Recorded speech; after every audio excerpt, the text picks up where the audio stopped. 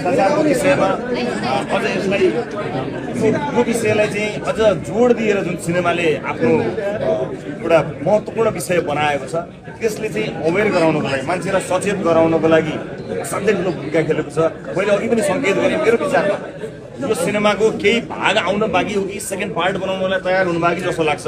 मैले अधुरो अलिकति देखेको हुनाले मैले भनिरहँदा मलाई मेरो प्रतिक्रिया तपाईँलाई पुरै कम्प्लिट जस्तो लागेन होला नि, किनभने एक मैले यो सिनेमा अलिकति हेर्न छुटाएँ, अर्को पछाडिको भाग मलाई कता कता अझै केही आउँदैछ कि अथवा यसको सेकेन्ड कहिलेकाहीँ सिक्वेल भन्छ नि यो सिक्वेलको लागि राखेको हो कि जस्तो लागेको हुनाले मैले जति हेरेँ जति बुझेँ यो एउटा हेर्नुपर्ने सिनेमा छ र भ्रष्टाचारको विषयलाई लिएर जुन सिङ्गो देश अहिले जुर्मुराएर जुन राजनीतिक परिस्थिति नै चेन्ज भयो त्यसलाई पनि काहीँ न काहीँ यो सिनेमाले कतै न कतै छोएको छ र सायद अब थप्पै यसले जोड दिन्छ भन्ने मैले विश्वास गर्छु। सर एउटा प्रश्न चाहिँ यो हस्ताक्षरको कुरा नै आयो, त्यो तपाईँले पनि भोगेको कुरा हो।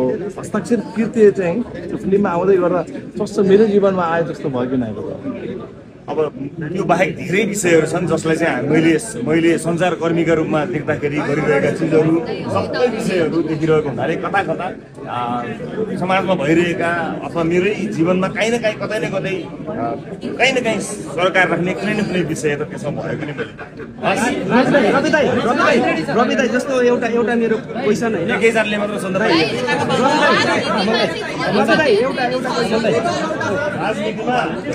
राजनीतिमा पछिको इन्द्रेणी आउँदैछ बालिङ्गको बारेमा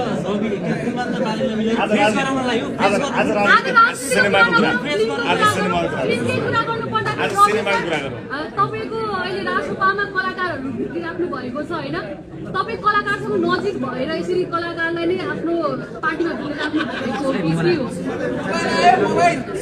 हो। जब देशमा राजनीतिले निकास दिन सक्दैन, जब राजनीति गर्छु भनेर वर्षौं जीवन बिताएका मानिसहरूले गरेको राजनीतिले देशमा निराशा फैलाउँछ, त्यसै निकास दिन सक्दैन, त्यतिखेर कलाकार पत्रकार खेलाडी सबैजना राजनीतिमा आउँछन्। अहिले नेपाल त्यही फेजमा आएको छ, त्यही मोडमा आएको हुनाले कलाकार खेलाडी सबै राजनीतिमा देखिनु भएको छ नि।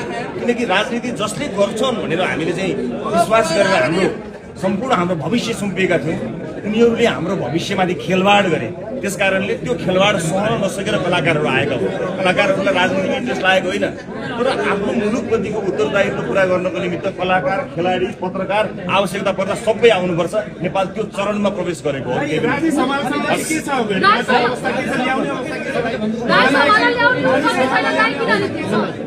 सबैजनालाई